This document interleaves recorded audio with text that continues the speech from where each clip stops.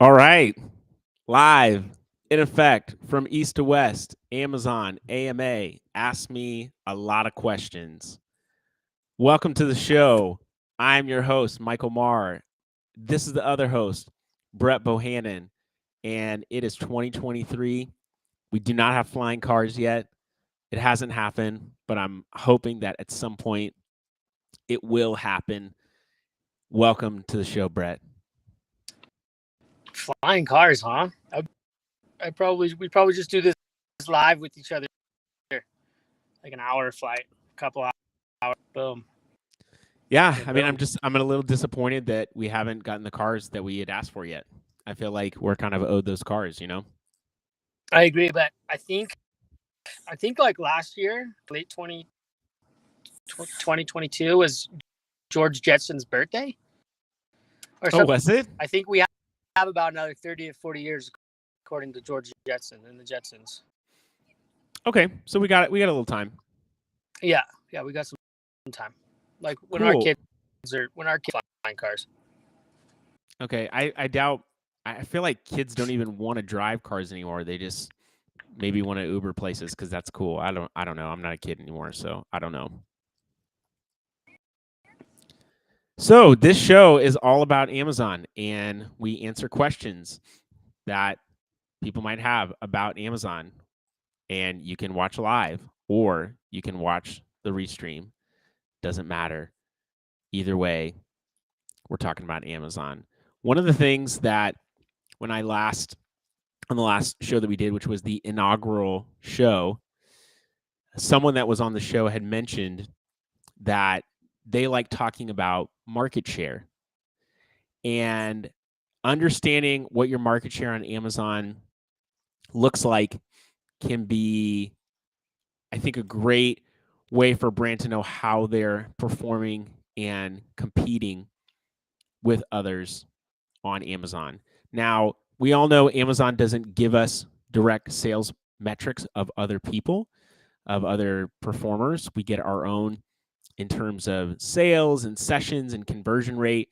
We get our ad data. But Amazon is also starting to populate new kinds of reports, brand analytics, search query performance report. There's a lot of new things coming out. And I think a great way to riff from last time into now is to talk about what are some ways that you can determine what your market share looks like. I think one of the most basic ways to look at market position, which may be a part of market share, would be something like BSR, bestseller rank. What do you think about that? Yeah. I think that was like a perfect high level of it. And I know people like get all enough, and obviously there's so many different layers, but I agree. There's a really good job.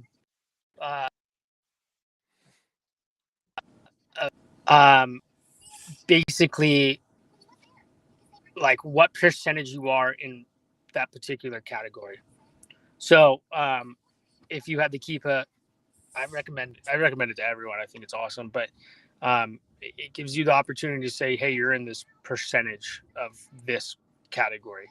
Back in the day, there's a gentleman, I think his name was You mean as in Steven like something. I forgot top his name, but he 20% comes or out with top like a 30% whole or something? chart of like if your BSRs is X, then you're in the 1% of the category. And I think he still does it Gotcha. too. But it was awesome back in the day when I was doing my own product.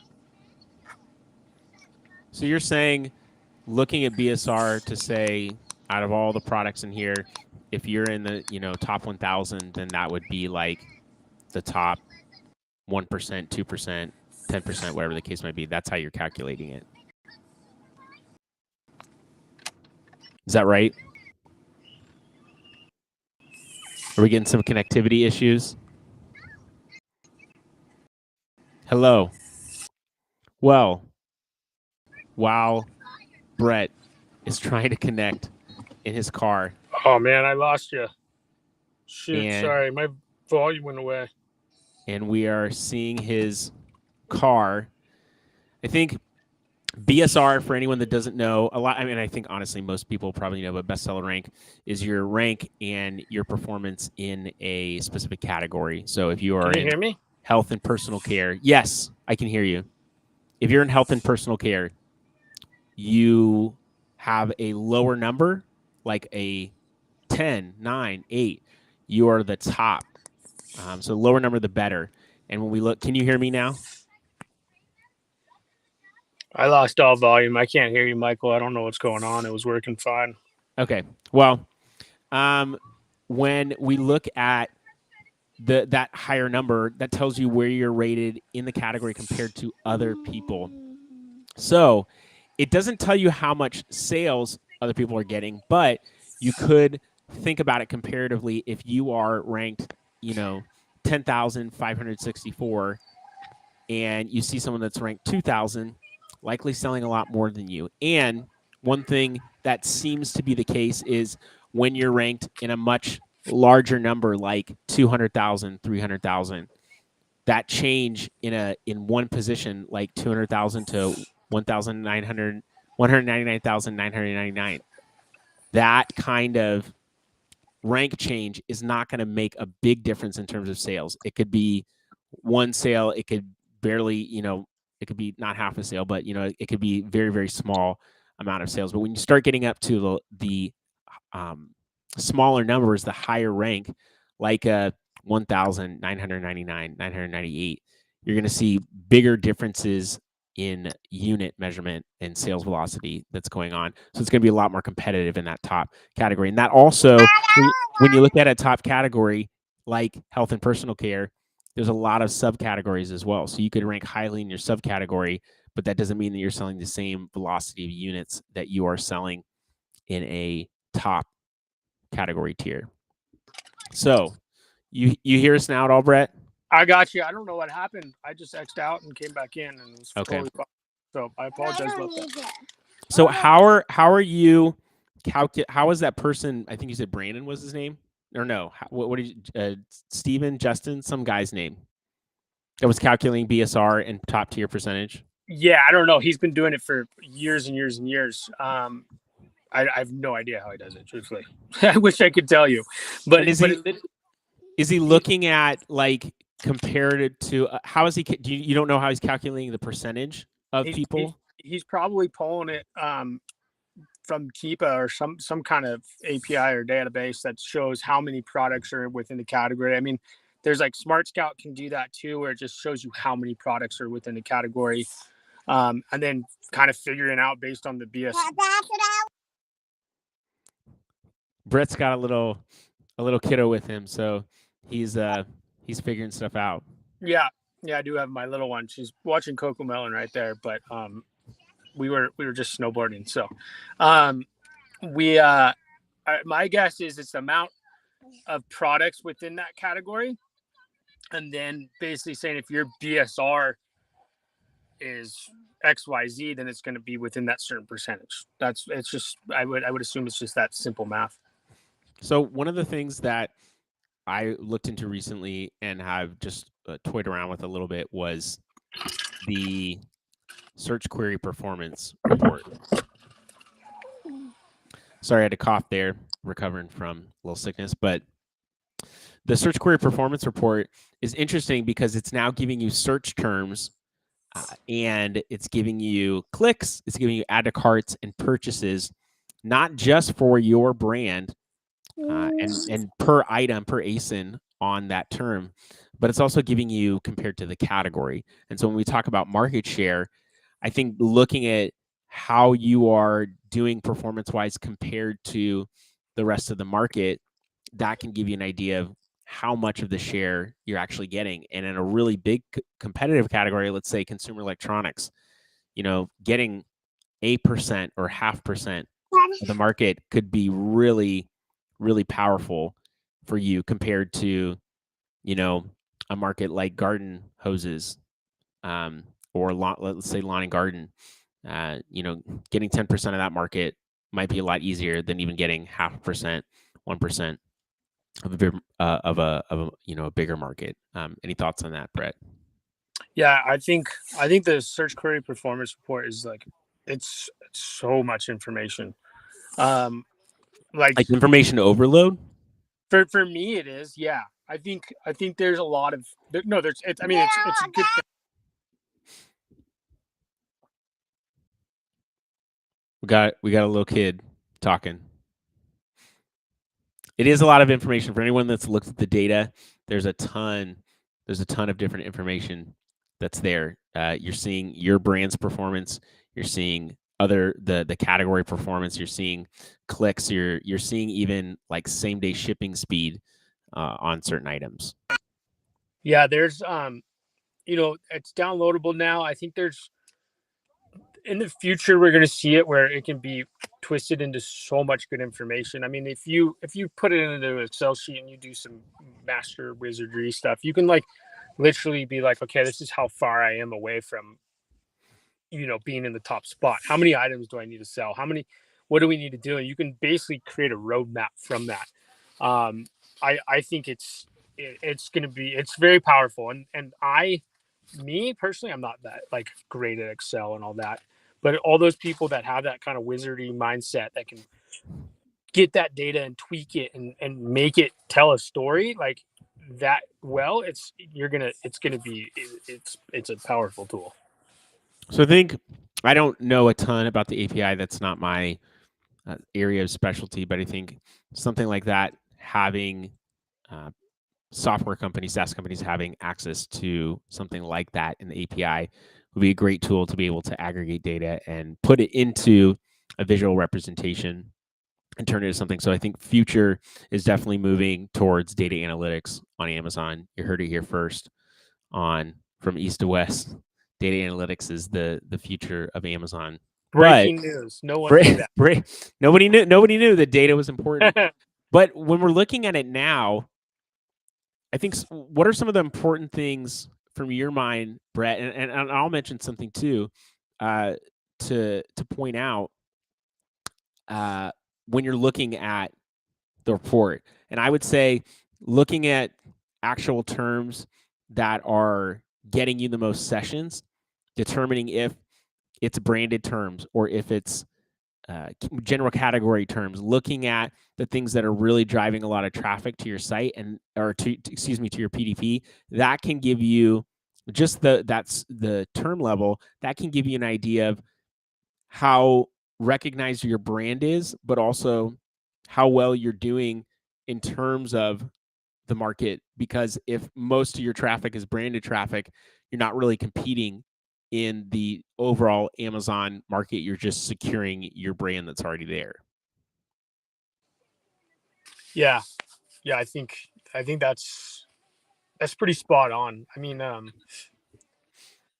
like you said, and I said, there's so many different ways you can spin it. But if you're looking at terms and you can see, I mean, it breaks it down to the top, middle. It breaks it. It breaks it down to the top, to the middle, to the bottom of the funnel. Like literally, like the impressions, how many impressions you're receiving, consideration, and then how many clicks. Like that's the middle. That's if you're looking at the marketing funnel, that's what I mean by is the middle is the clicks. People are going and looking into it, and then purchases. Like literally, that's them purchasing. So it gives you that whole thing. So you can literally make from non-branded terms. You can go, okay, how many impressions have I got during this period of time, and you can compare them. That's what I love doing the most is just comparing it and being like, all right, well, we dropped off. What happened and what can I do to comparing fix that? Time periods is what you're saying. Yeah, comparing time periods within that, and then it's if you and let's just say impressions, that first kind of column area, the impressions went up during a specific time period. It's like, okay, well, what did I do? How did I do that? Let's keep doing that, so it's like it comes back to the whole thing of just testing and like I think you and I are in a position where we've tested lots of things within the years with brands, and Yep. we're able to identify, okay, this particular product or ASIN needs this strategy and this strategy and this strategy in that order, and then maybe this particular ASIN needs this other strategy and this other strategy in that order, because I feel like each ASIN and particularly maybe potentially each account has different levels of where they're at. And I always say like, bottom, middle, top, plateau, and where do you go from there, Yeah, I mean, I think one of the I definitely agree with that, and I think you're right that there's a lot of data, and I've heard other people say that there's so much data.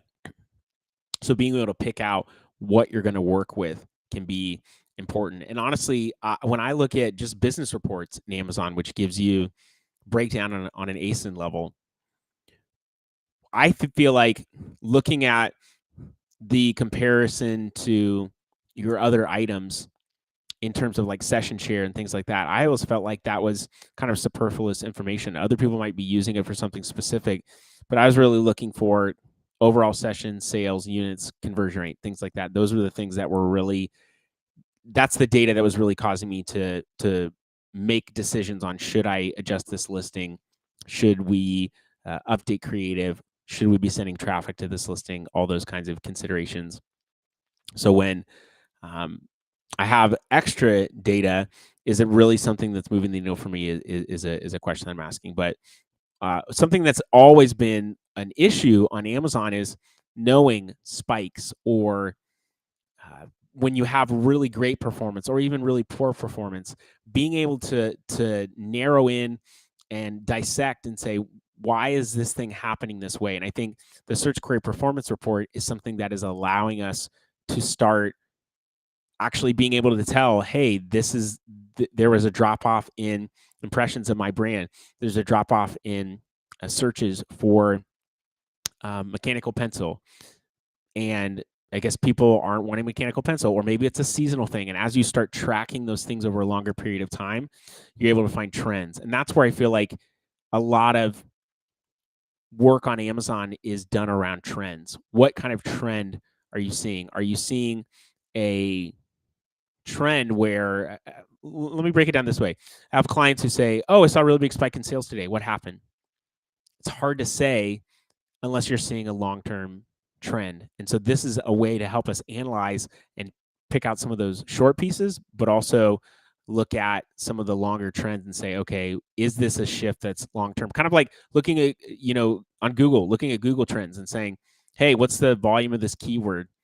Has it gone up or has it gone down? And that's something that Helium 10 has done, within the past year or so, is adding tracking on search terms to show, velocity is greater in the summer, it's down in the fall, things like that. And those kinds of measurements are giving us a lot more points to be able to say, hey, when this changes here, maybe we also want to change and adjust so that our business can perform better. Yeah, I think trends is what you just said is huge, because there's, what do you call them? Macro, micro trends. Yeah. There can be short-term trends, literally, that are like a day or two, and then there can be long-term. I've been told I'm a trend setter. I don't know if that's true or not, but a macro, micro trend setter there, Michael. I don't know. Micro trends. Like quick and easy trends. Yeah. Yeah, because like holding a glass of tea up, or a mug of tea. This is a trend. Hold your mug of tea up. Yeah, but now it's gone. Trend's gone. Being in a car with a bunch of snow, that's a trend too, right? And a kid. I feel like we've had a conversation like this before, where you've been in a car, maybe even on my podcast. I was on your podcast. I was in the car for sure. I like to just move around a lot.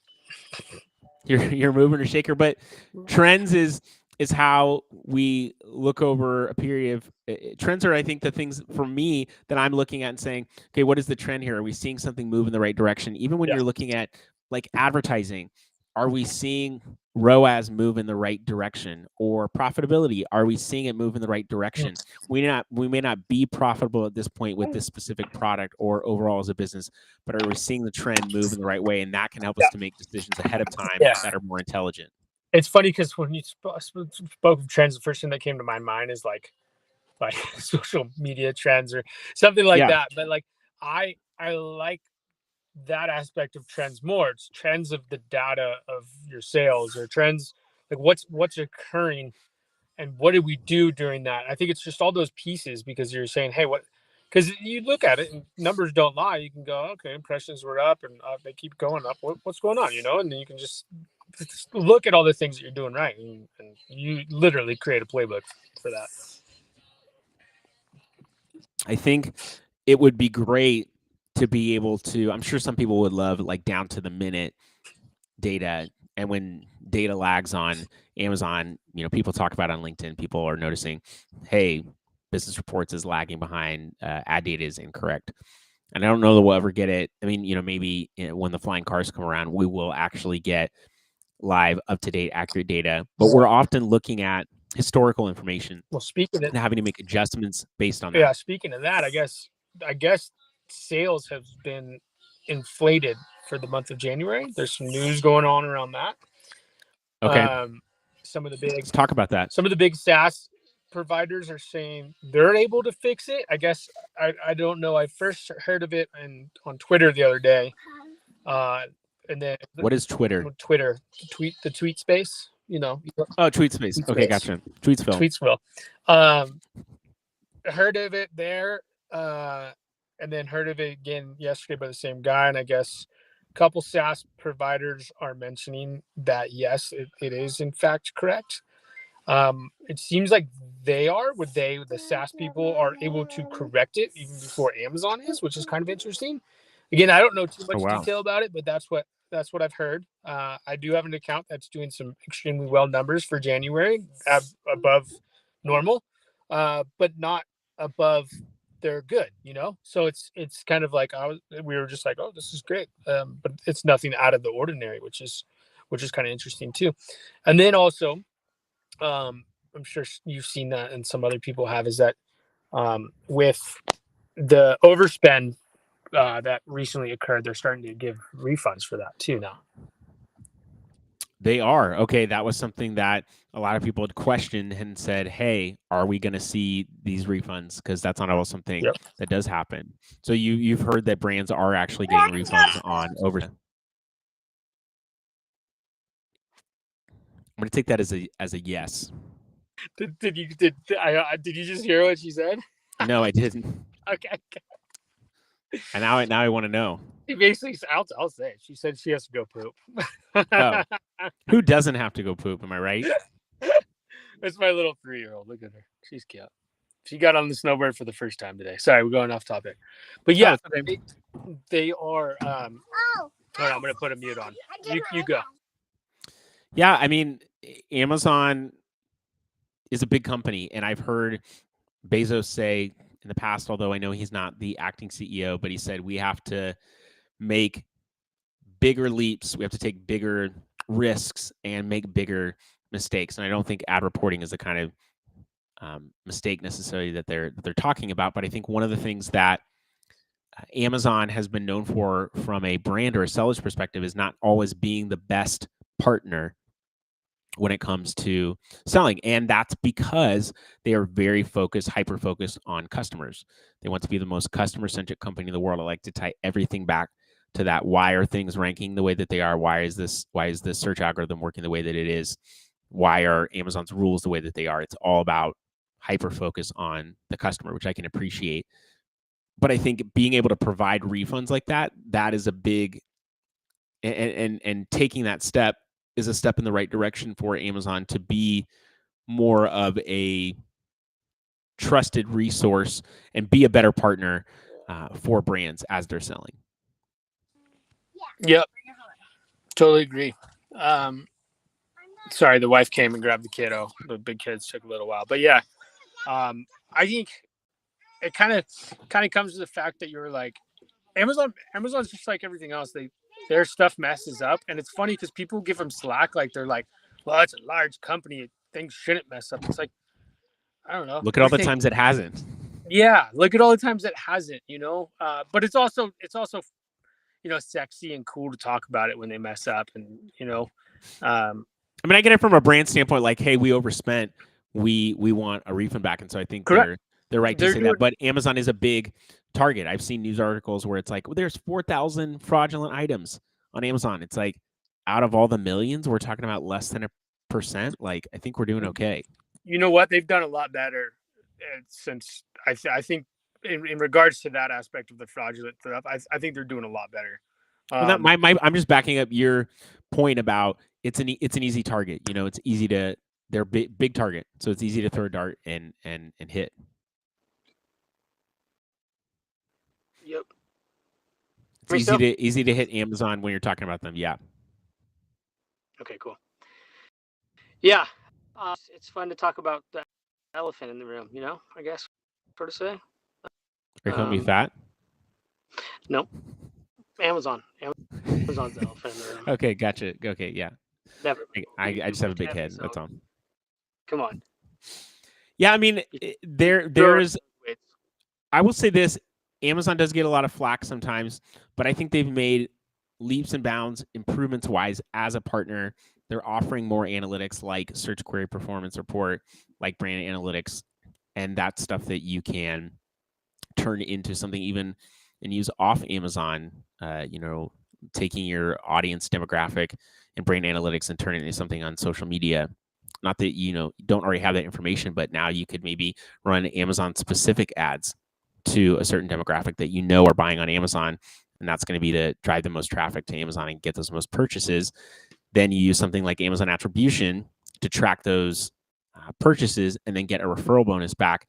There's a lot more things that are being in favor or coming around and being in favor of the brand, which I think is much appreciated from a lot of brands and sellers. And I think it just points to the fact that Amazon is a necessary channel. So if you're resting your hat on Amazon as, this is my bedrock, this is everything, then it's going to be very difficult, I think, for you to survive as a brand, because Amazon's going to change and pay stuff, and you have to think about what's best for your brand. So if you aren't on a direct-to-consumer channel, if you aren't in retail, what are the things that are stopping you? Where can your brand be in other areas, in those other shelf spaces, so that you can be successful as a brand? So you have to think about not relying so much on this one channel, although that's where I spend all my time, and that's where my area of expertise is. It's important to be, as a brand, looking at the other channels that you can be on and how you can grow and be successful there. Yeah, I think two things on that thought. First one is that's the way it's been since I started.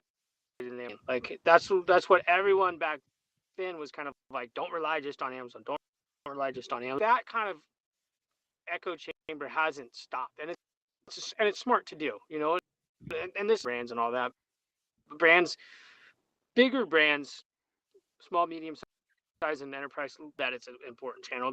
They just need to effectively communicate a strategy on that channel and do it cohesively with all the other channels. And then the second one is, we were kind of and stuff like that. You were talking about the brand referral bonus program. I think when you were talking about that was, I think for whoever's listening or whoever, even though strategies aren't being talked about, don't forget about it. Brand referral bonus program and attribution was a real, not too many people talk about it anymore. But that's okay, because people are going to talk about the hot stuff and the news. Still utilize that and do those strategies because they still work. And for anybody is keep doing what works, and because if you keep chasing that golden goose, it's you probably, and I guess I don't know if that's the right analogy. If you keep chasing the golden goose and then you cut out, what'd you say? If you keep chasing the golden goose, you probably won't grab it. Gotcha.